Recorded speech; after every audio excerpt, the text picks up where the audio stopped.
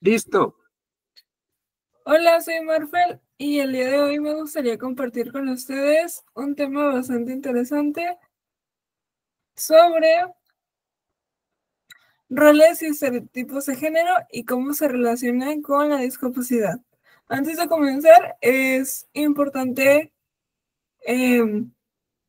distinguir que aunque sexo y género son términos en muchas ocasiones empleados como equivalentes, están relacionados, pero no son lo mismo. El sexo es el componente biológico, en otras palabras, la asignación que se le da a una persona al nacer.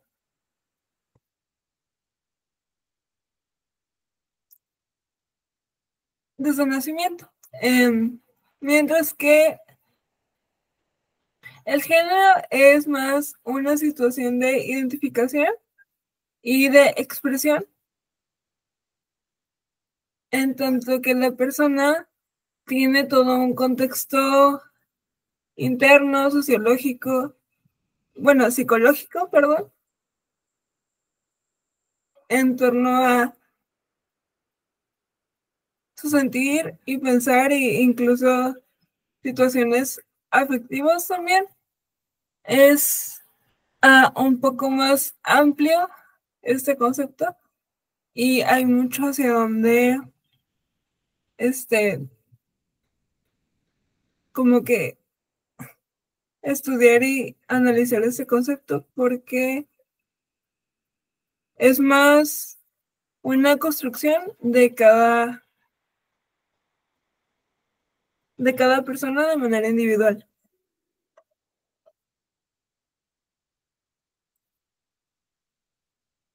Y pues a continuación vamos a ir viendo qué son los roles y los estereotipos y qué impacto tienen en la persona con discapacidad. El rol es una función que se le designa a una persona al desempeñar una determinada tarea, mientras que el género son unas categorías que identifican los roles de género, perdón, son las categorías que identifican socialmente valores, conductas y actividades que debe realizar la persona dependiendo de si es hombre o mujer, según el desarrollo de la construcción social. Esto depende también de el entorno y el momento histórico en el que se vive.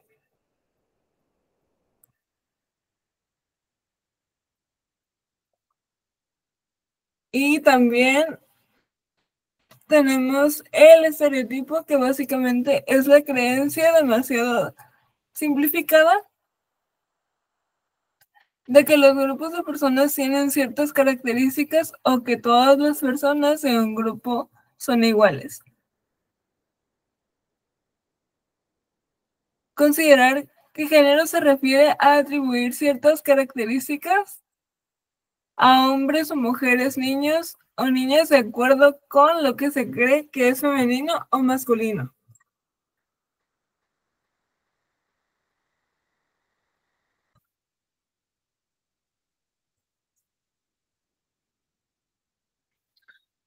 Por otra parte, también existen estereotipos específicos relacionados a la discapacidad.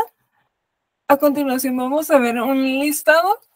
Son alrededor de 15, de 15 a 18 los que encontré en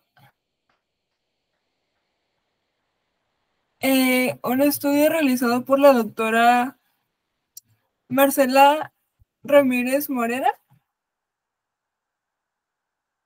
Y pues son los siguientes. Centralización de la discapacidad, miedo a la discapacidad, lastimismo, preocupación por no herir, preocupación por herir, ¿verdad? Creencia de que carecen de habilidades, superheroína, superhéroe, pobrecito, pobrecita, manipulación, imposibilidad para estudiar, saber genera concientización. Ahorita vamos a ver específicamente cada uno. Apoyos generalizados, solo interactúan con semejantes, sería otro más. Seguimos con el capacitismo, el cuestionamiento, la connotación religiosa, la infantilización y el privilegio. Pero ahora pues vamos a ver qué implica cada uno y a qué se refiere.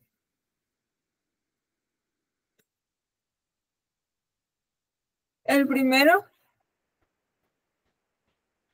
la centralización de la discapacidad se define como aquellos méritos asignados socialmente a las personas por su situación de discapacidad.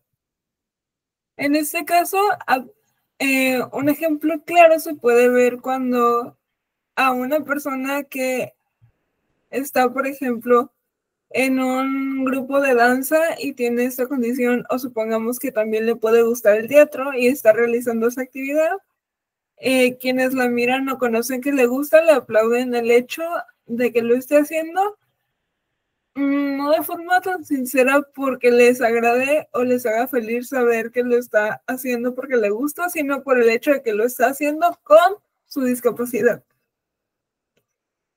o a pesar de. Entonces, lo que hacen es dejar de ver a la persona y la empiezan a ver por la condición.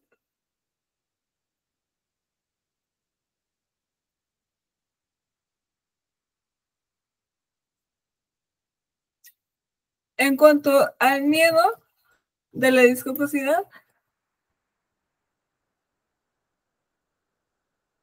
ponen un ejemplo en el caso 7 de que algunos docentes no se acercaron al estudiante para preguntarle sobre qué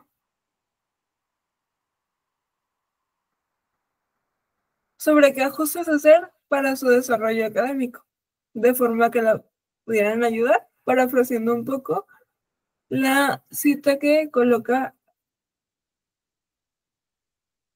o lo que expresa, mejor dicho, la doctora. Esto ocurre cuando pueden pasar dos cosas, o dejan rezagado al estudiante o a la persona y no le hablan, o sí lo tienen en mente, pero le resulta un poco tedioso tal vez y una responsabilidad tener que hacer esos ajustes y por esa razón se pasan por alto. En otras palabras, también es quedarse en el desconocimiento porque implica una responsabilidad. El hacer algo al respecto invita a la acción.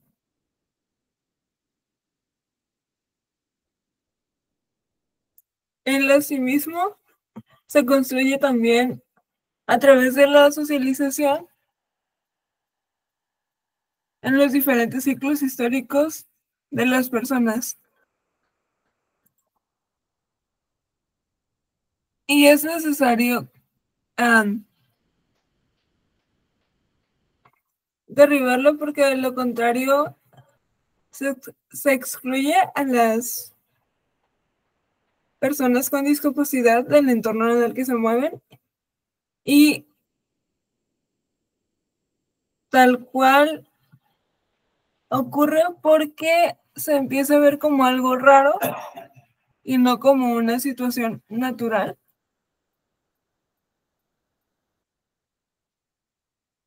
como se puede ver aquí. Cuando no se conoce como una condición natural humana, se empieza a ver con lástima porque se considera diferente. Empiezan a pensar en lo que no puede hacer y por qué, o cómo sobrellevar a la persona dicha situación.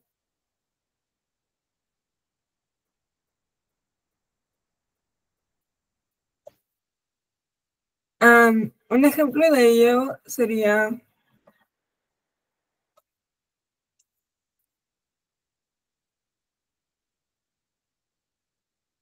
eh, que quieran hacerle todo a la persona, ya sea guardar sus cosas, limpiar su cuarto y no darle responsabilidades porque se cree que esa persona no puede hacerlo. Va un poco de la mano con la sobreprotección.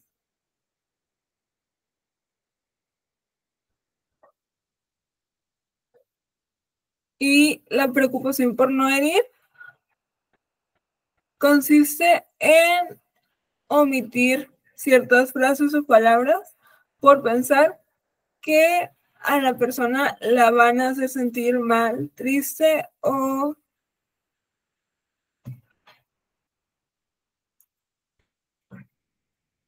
um, enfocarse únicamente en su condición y en lo que no puede hacer. Pero en muchos de esos casos, como se mostraba en uno de los ejemplos, los mismos, no lo agregué aquí, pero el ejemplo que muestran es que un compañero eh, se disculpa con un estudiante con discapacidad por haber usado la frase te veo luego, y se disculpa automáticamente. Pero la respuesta del chico es, no te preocupes, yo también uso esa frase. Con lo cual es evidente que no es necesario eh, tener la percepción de que siempre que usemos palabras de ese estilo que se perciban diferente porque la persona tiene una condición, se la va a tomar a mal. Por ejemplo, a una persona en silla de ruedas no necesariamente le va a molestar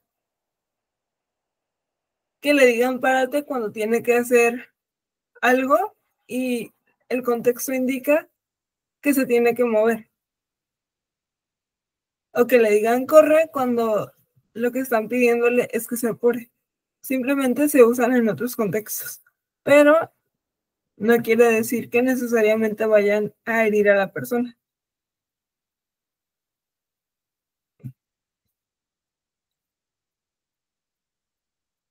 Y esto va un poco ligado de la mano con la sobreprotección y el ámbito académico, porque es la creencia de que carecen de habilidades.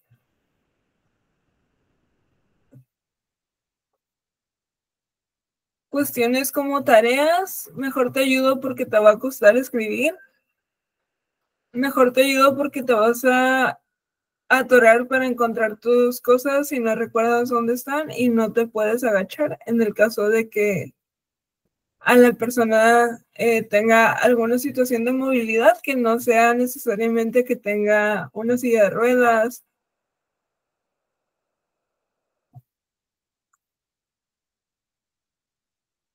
o que si le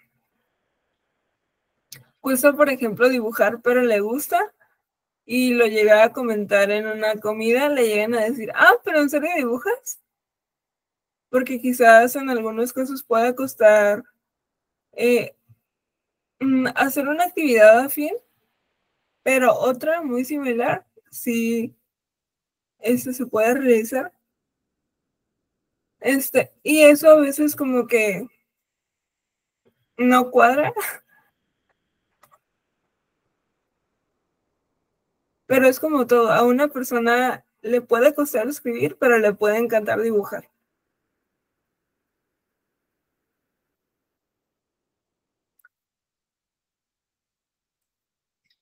Y otro curioso es superhéroe, superheroína, que se refleja una admiración, vamos a decirlo, vamos a decirlo así, desmedida en tanto a la forma que se celebra una actividad realizada por una persona con discapacidad. Como cuando están limpiando, por ejemplo, su cuarto o terminando una tarea y la persona no convive con ellos y se sorprende tanto que la celebra de una forma un poquito exagerada, como si estuviera descubriendo recién algo que no sabía hacer, cuando en realidad pueden ser muchas de esas habilidades que ya se tenían, pero por falta de contexto se ven como muy novedosos.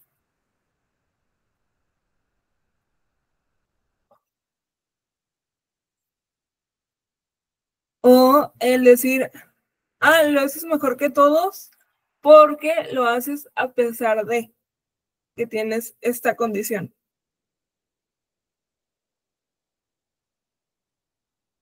Y bueno, creo que es uno de los más usuales y está de la mano con el de la lástima y la sobreprotección.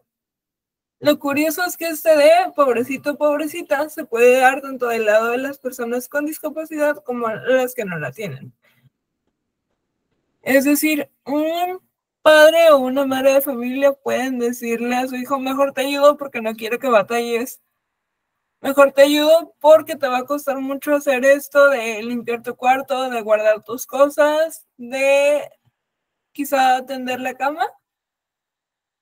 Pero la misma persona también puede hacer lo mismo y decir, es que mejor dejo que me ayuden porque a mí me cuesta mucho. Ella solo se está quitando la habilidad de poder hacerlo.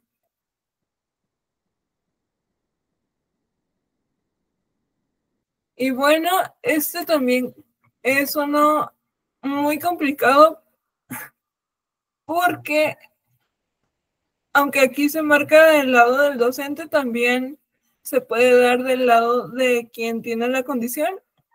Y por eso digo que es complicado. Esto se refiere a manipular una situación por una condición. En este caso, la situación hace referencia a que un profesor diga que un estudiante o una estudiante está tomando ventaja de su condición para no cumplir con una tarea. Y no en todos los casos se da así. A veces ocurre que los docentes no se dan el tiempo de preguntarle a los estudiantes cómo les pueden ayudar. Y es aquí cuando no escuchan al momento de que piden permisos que realmente son necesarios, pero hay otras ocasiones en las que pudieron quizá haber dejado de último minuto la tarea y luego al final de cuentas pedir permiso y usar esta situación como una forma de facilitarlo. Y lo digo sabiendo que no en todos los casos es así, pero todas las personas con y sin discapacidad tienen responsabilidades y es em, aquí que me atrevo a hacer esta precisión porque sí se han dado casos en los que no solo en tareas escolares, sino en decisiones diarias, si se emplea esta herramienta de manipulación de uso mi discapacidad para no hacer esto, porque siento que no puedo y quiero que se vea así. Entonces, creo que es una situación de estereotipo que se puede ver de ambos lados. En, en el caso de los docentes, sí se requeriría como mayor escucha cuando esos casos se dan para que realmente consideren la situación del alumnado. Pero en el caso de que se pueda evitar que estereotipo se recalque o se reproduzca por el lado de de las personas que tienen esta condición está mucho en los padres, en que los ayuden a ver que son capaces y que la condición que tienen no les impide cumplir con responsabilidades, obligaciones, y que así como tienen derechos, pues también ellos conllevan pues obligaciones consigo y que son perfectamente capaces en la medida de sus posibilidades de cumplirlas. Y así es como está esta perspectiva de ambos lados.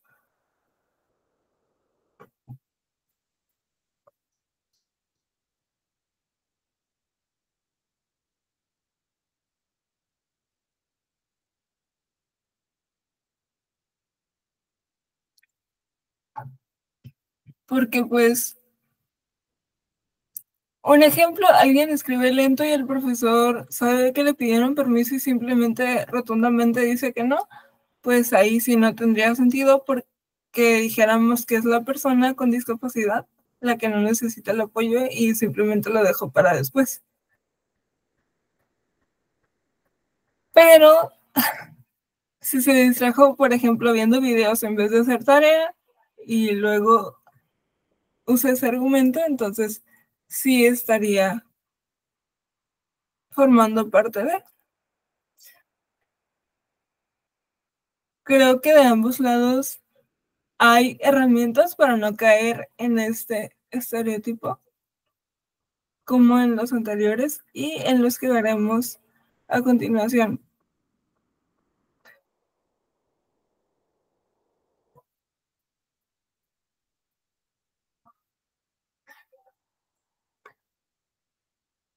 Imposibilidad para estudiar.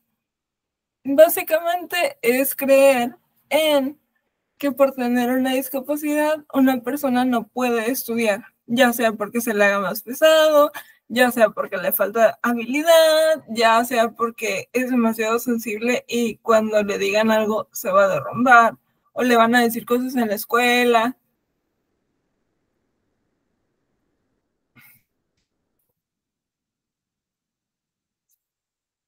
Un ejemplo muy común es que te vas a cansar demasiado, es mucha tarea. O seguro te vas a esforzar de más y no lo vas a alcanzar a terminar. O que sean demasiado complejos los trabajos.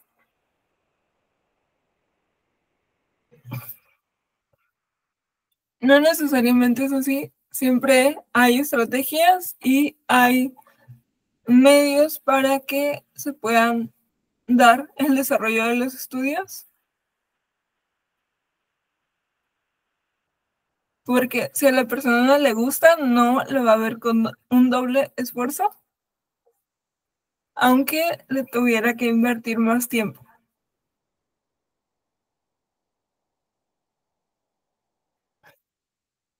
Este estereotipo con el que continuamos, sí es uno de los más complejos porque hace referencia a que el saber de una situación específica o de cómo trabajar con una persona con alguna condición en particular ya hace a la persona que tiene el conocimiento consciente de cómo tratarla y cómo trabajar con ella para no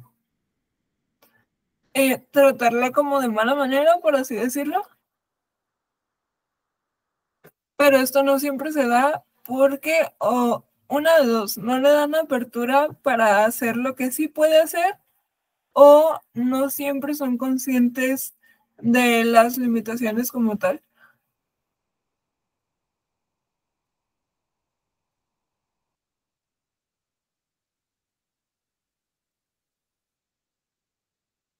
Um, por ejemplo, un docente pudiera saber cómo tratar con diferentes tipos de condiciones, pero no necesariamente va a estar dispuesta a invertir el tiempo necesario para hacer esas adaptaciones. Por ejemplo, supongamos que en un aula hay un chico con ceguera y él docente o la docente sabe perfectamente que una manera de hacer el ejercicio en conjunto, si sabe que van a ver una película y él no va a poder captar, o ella, ciertos aspectos porque no hay descripciones ni diálogo, sabe que podría tomarse el tiempo quizá de describirle la película o de contarle previamente, pero a pesar de tener esas herramientas, puede tomar la decisión de no quererlo hacer.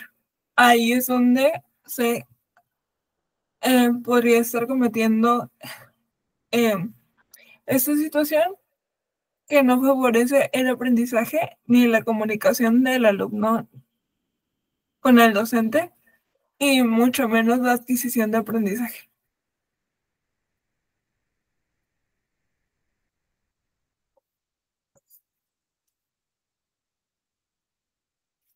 Este de apoyos generalizados tiende a darse en las instituciones cuando, por ejemplo, creen que todas las personas en sillas de ruedas se mueven igual. Hay personas que, por ejemplo, um, tienen silla de ruedas, pero no les gusta usar la silla en el aula, sino que tal vez puede que les guste pasarse a su mesabanco como tal, y puede que les quieran poner una mesa especial para que no se tengan que mover de la silla. Pero si esta persona no la quiere, pues le tienen la mesita y se la quieren poner, pero ella no necesariamente la va a utilizar. Y es solo por poner un ejemplo sencillo, pero en cada condición los casos son diferentes.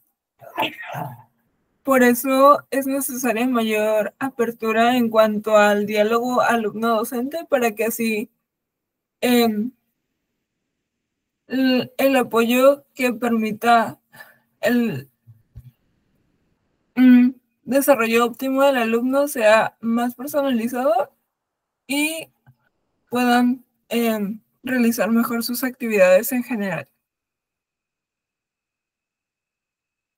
Y luego tenemos esta creencia de que la persona con discapacidad solo puede interactuar con sus iguales, ya sea que tengan la misma condición en diferente grado, tal vez por decirlo así, o en grupos de personas con diferentes condiciones. Esto definitivamente se sale de la realidad porque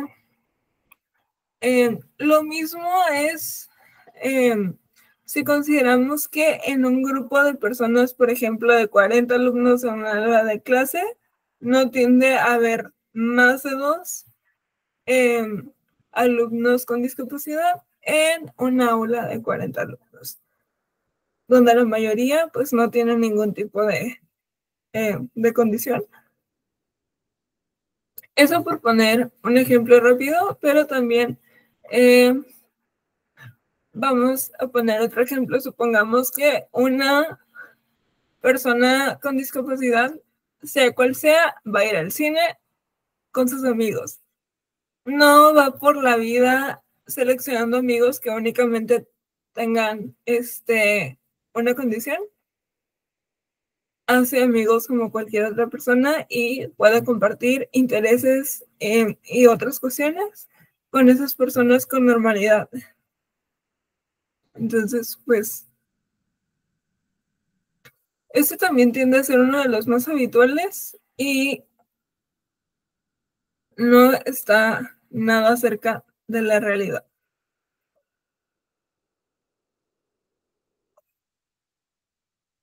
Y bueno, para continuar y sumarle a todo lo anterior, está el capacitismo, que no es otra cosa que el hecho casi obligatorio de que se considere que una persona eh, con discapacidad tiene que demostrar que tiene habilidades, llámese en el estudio, en algún hobby, para poder formar parte de ese grupo en el que está inmerso. Eh, Esto se remarca con frases como acuérdate que te tienes que esforzar porque te tienes que ganar tu lugar. O tienes que demostrar que puedes porque de lo contrario te lo van a cuestionar. Mejor que tus acciones hablen por sí solas. No hay nada de raro en que digan que las acciones respaldan las palabras, pero en este caso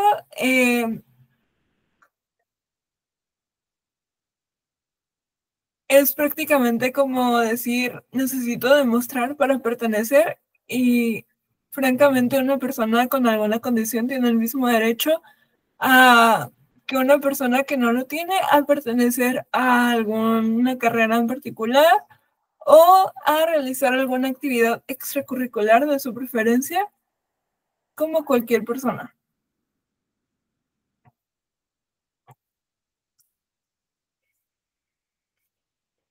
Y bueno, de la mano con la anterior viene una muy común. Eso se da, creo que sobre todo en el aula de clase y con los pares, como lo menciona la doctora. Dudas y cuestionamientos, que no es otra cosa que cuestionar todo lo que hace, lo que dice y cómo lo hace a una persona con discapacidad. Vamos a suponer que están dos compañeros, uno con una condición, el otro entra en la categoría de lo que socialmente se conoce como personas normales. Es decir, no tiene ningún tipo de condición. Y son amigos, están platicando y de repente en lo que la persona con discapacidad le cuenta un poquito de cómo va con su trabajo, le empieza a cuestionar que si los conceptos, que si está seguro del argumento, que se le fue un error y que de seguro, aunque es muy pequeño y casi realmente no entorpece su trabajo, el profesor se lo va a reclamar y le van a bajar puntuación y le van a pedir corregir y volver a entregar el trabajo, o el simple hecho de decirle por qué utilizas esta fuente y no esta, porque no lo haces de manera más formal, cuestiones de formato, tipografía, cuestiones que ya quedarían de manera personal de cada estudiante, por mínimo que parezca, entra en ese estereotipo de cuestionar todo lo que hace o plantea una persona con discapacidad, pero incluso aplica en la toma de decisiones también, pero esto particularmente es notorio, como lo comento, en el aula de clase.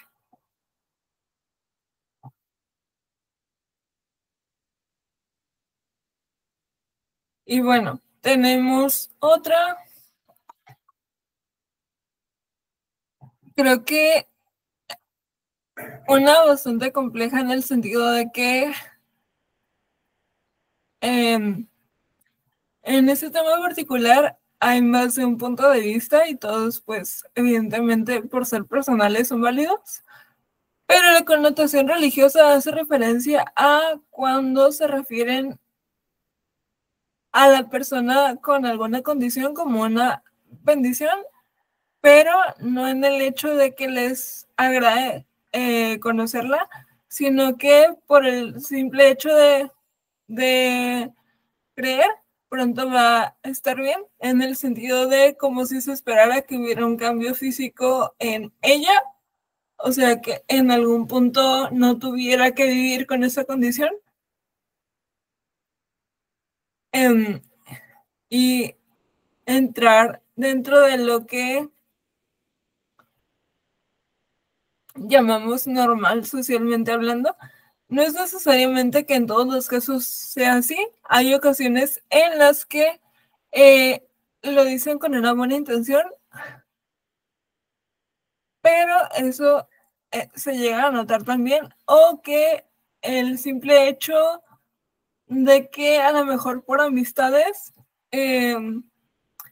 se haga este halago como me da gusto que lleves su situación así y así y así, ya sea que cuentan algo personal o de su condición, porque quizá a mí me cuesta un poquito más y ver que tú lo enfrentas así, pues me agrada o me da gusto verlo en ti.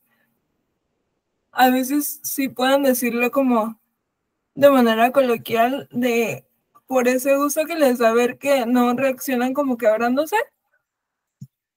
resultan como un ejemplo de cómo reaccionar ante cierta situación para sus amistades. Entonces es donde se puede dar frases como una que se menciona aquí de es una bendición conocerla o conocerlo, pero no necesariamente en este contexto, todo depende de, no necesariamente en el contexto del estereotipo están las dos partes.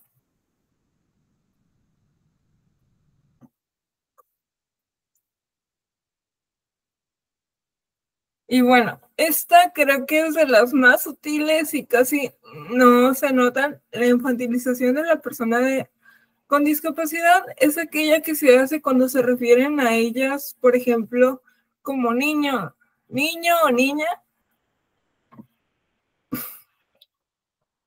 Vamos a suponer que va a venir un grupo de amigos y la persona con discapacidad está en cualquier otro lugar de su casa y no alcanza a ver que en la puerta ya le están hablando que ya llegó el equipo con el que va a trabajar, y a la persona que está en casa en ese momento, mamá, papá, tío, tía, quien sea, se le puede salir a decir, déjenme hablar a la niña, ahorita vengo, déjenle hablar al niño, ahorita vengo.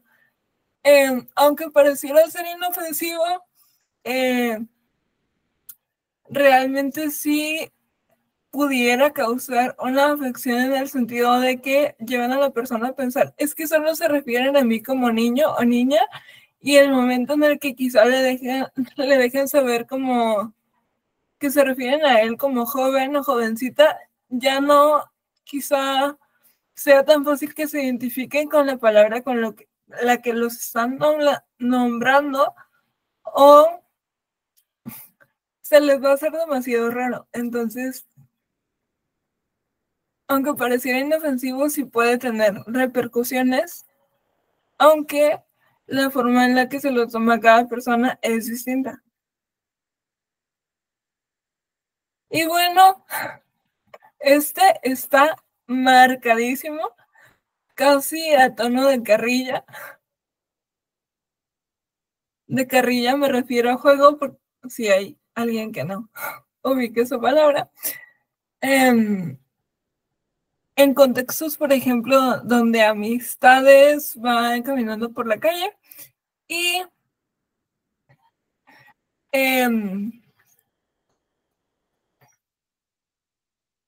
ya llevan rato, están cansadillos y va con ellos o van junto con una persona con discapacidad, vamos a suponer en este caso que tienen una silla de ruedas, y sale el comentario de, por ejemplo, yo ya me cansé y mira tú así me gustó. ni quien, ni quien se desespere aprovechando que estás sentado más bien tranquila, o que estás sentado más bien tranquilo. O ya bájate un ratito, ahora me toca a mí, haciendo referencia a que les gustaría poder ir caminando y estar sentados. Poder estar sentados un rato en vez de ir caminando.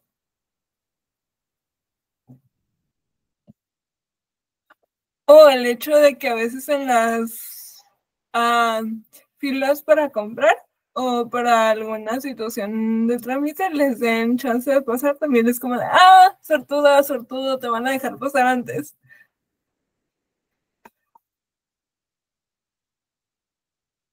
sigue siendo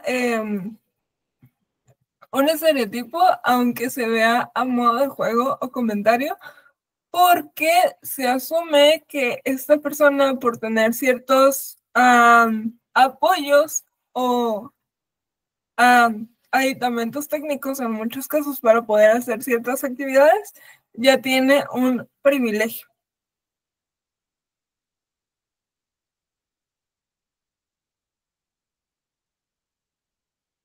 Y bueno, retomando un poquito, sin hacer repetición, lo más frecuente es la centralización de la discapacidad, el pobrecito, pobrecita que va de la mano con la sobreprotección, y el cuestionamiento, la infantilización.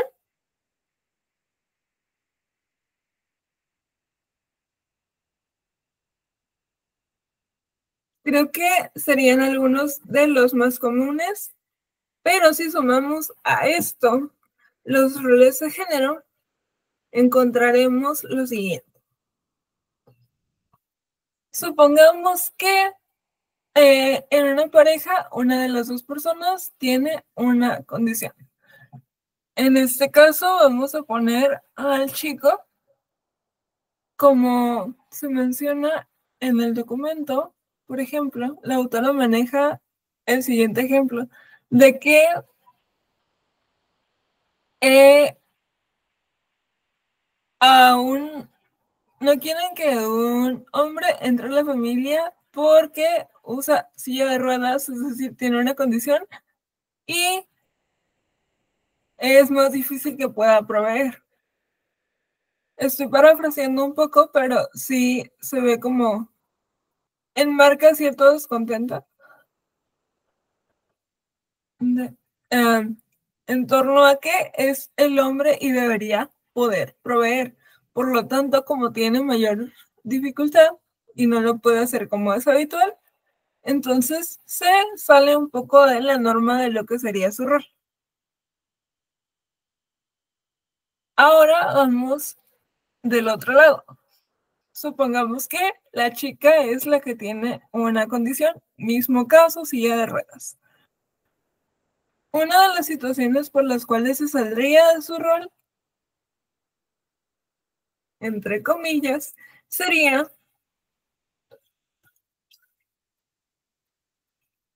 que se incomodara y en vez de quedarse sin hacer nada, una de dos, o dijera, ¿me puedes dar espacio, por favor? O simplemente empujara a la persona para mantener como cierta distancia. Quizá a lo mejor no se sintió como agredida, pero sí sintió incomodidad y lo expresó. O en vez de dejar que él a ella le diera un abrazo, ella fue la que le dio el abrazo. Son situaciones como de que pudieran quizá hacer que el chico que no está acostumbrado a que sea ella o que no espera más bien que ella, siendo como él la percibe, que tendría que ser tímida, que tendría que dejar que él se acercara a ella, a lo mejor su reacción pudiera ser retroceder y un poco a lo mejor sacarse de onda, sorprenderse y pudiera hacer que lo llegara a ver mal, pero no es que esté mal, pero tendría en este caso una percepción muy marcada de lo que tendría que hacer ella, es decir, ser callada, no expresarse más que cuando la apertura la da él. Entonces, como eso no está sucediendo, se sale de lo que se esperaría de ella siendo una chica.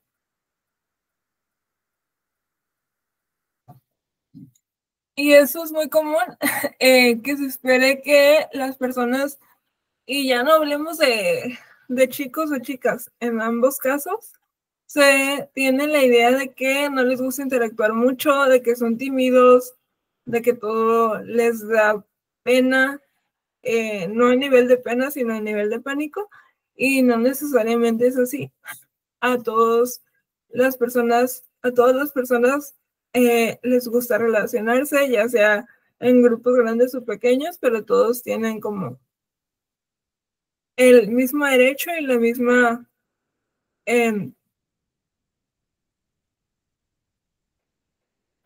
posibilidad de hacerlo, simplemente que a veces esas percepciones sociales marcan distinciones que no necesariamente son ciertas.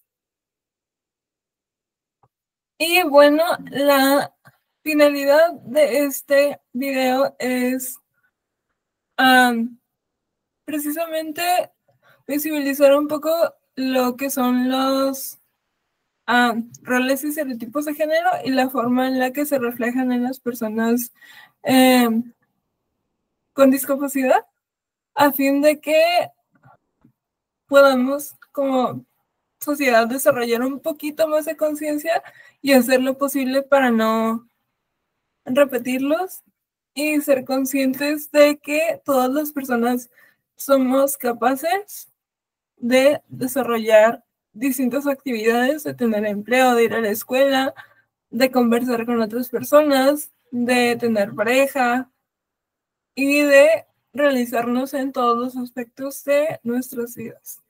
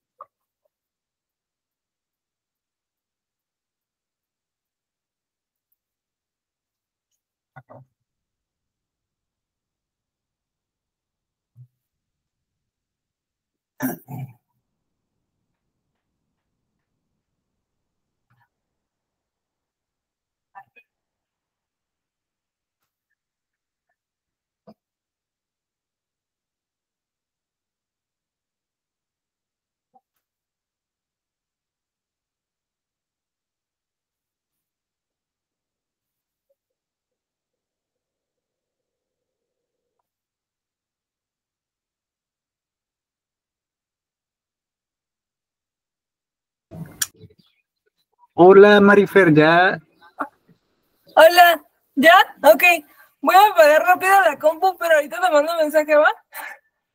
Es que se ya me... corto la grabación. Sí, ya. Ok, muy bien. Una pregunta. Mande. ¿Hay forma de cortar el último pedazo donde estamos hablando? Mm, Porque